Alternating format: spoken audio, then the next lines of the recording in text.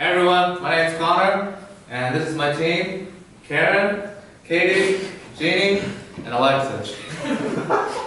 So today we will be presenting cosmic horror.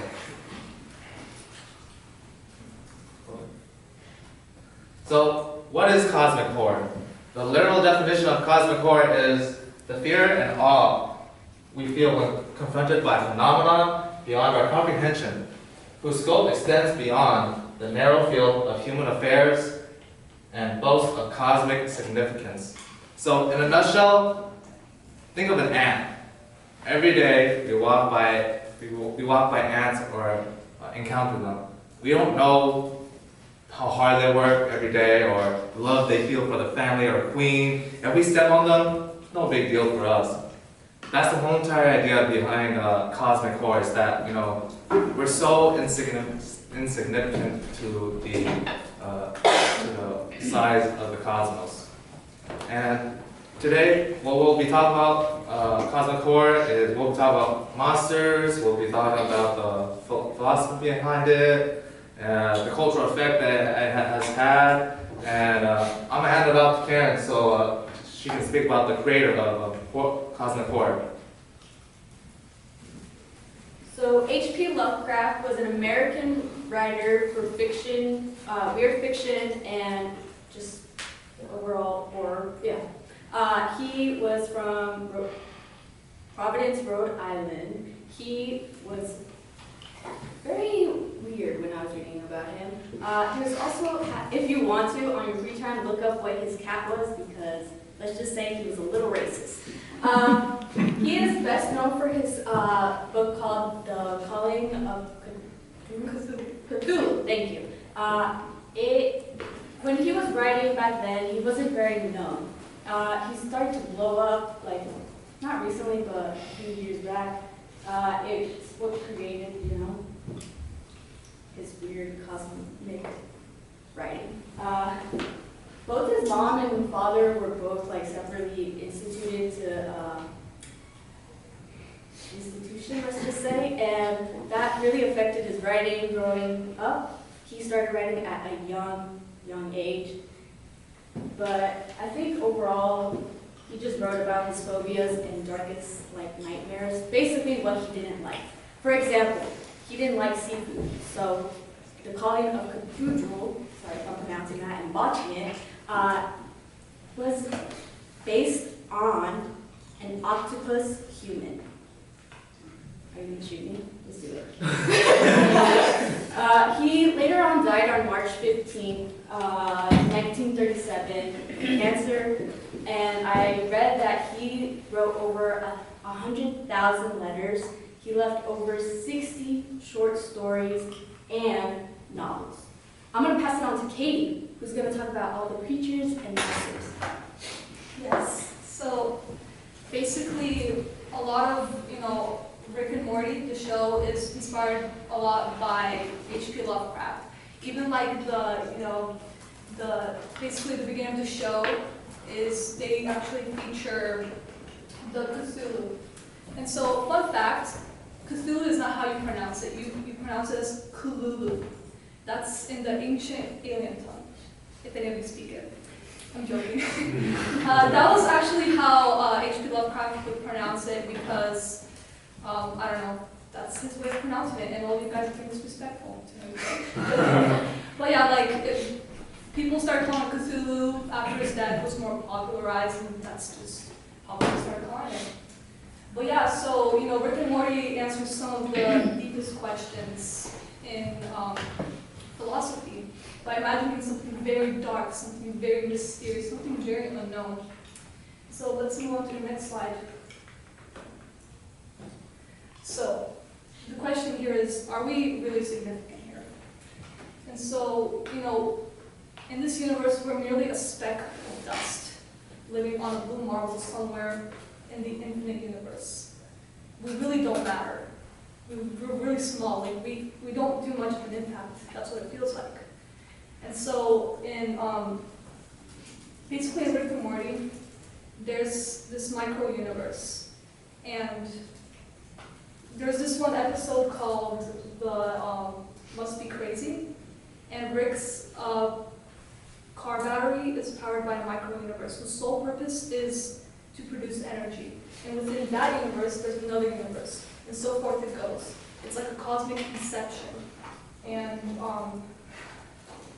yeah, like, to these creatures inside this, like, you know, micro-universe, Rick and Morty, they're like the outer gods to them, these deities, these powerful, you know, these powerful cosmic powers to them. And so this, like, relates to the book called the Cthulhu by H.P. Lovecraft, where basically there's these the outer gods. These outer gods are like, they basically rule on a powerful cosmic scale. To humans, to them, they're nothing. They're like dust. They're so insignificant. They're like powerless. So like to these to this micro universe, this is what Rick and Morty is like to them. So yeah, you know, continue. Okay, and I will be talking about other takes on cosmic horror. So let's start off with Star Wars. I know all of us recently watched Star Wars, and in Star Wars, it's set a long time ago in a galaxy far, far away. But the thing about that is humans are still very prevalent around the galaxy. There's nothing that they still kind of run the galaxy with the Empire and rebels and stuff. And I think that's a missed opportunity for George Lucas to like implement like a super mega alien race or something. And just think about what Star Wars could have been if there's something like bigger than humans.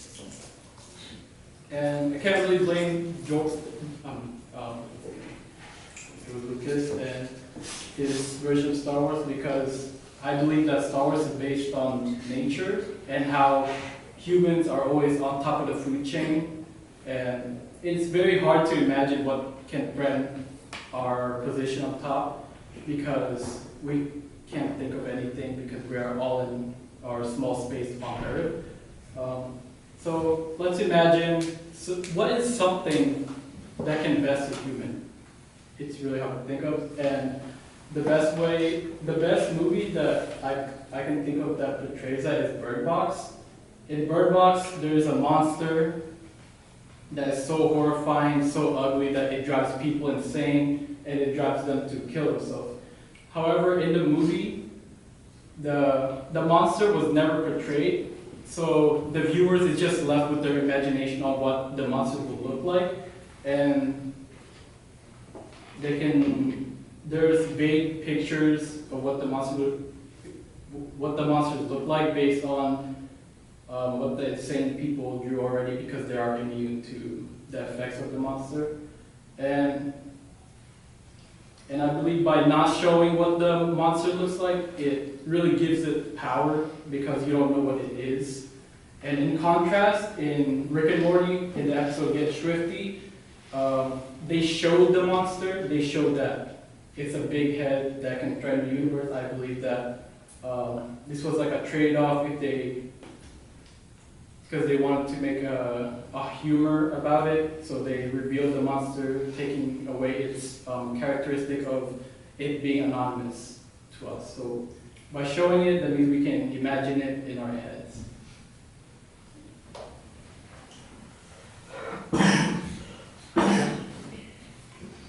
Okay, so by now we all have watched season 1, episode 5 on the Me6 episode, and in this episode, Rick gives Jerry this box for Me6 and he says, ask them to do simple tasks and then they go away. But in reality, we as people, we ask for the most impossible tasks. So when Jerry asks for his task, his Me6 stays the longest, and then his Me6 press another one, and then they can't get it solved, and then that's kind of how related to how we are, because we as people were like, oh, can you do this for me? And they're like, oh yeah, sure, we can do this, and then it's a hard task. And then it gets out of hand to the point where we blame other people for our mistakes, like, oh, I told you to do this, why didn't you do that for me? And then that all just ties into Rick and Morty.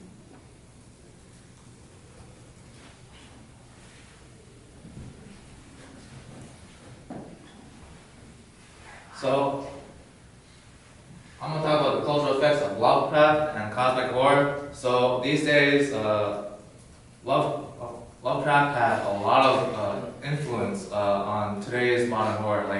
And it shows in a lot of different mediums. Like, we have video games, Darkest Dungeon, we have a movie, if you heard of Guillermo del Toro. Yeah.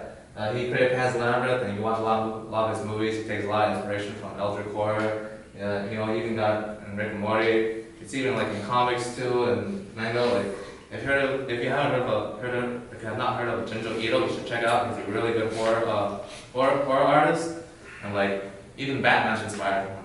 The people who published H.P. Lovecraft's books, they're called Arkham House, Arkham Asylum. You know, so.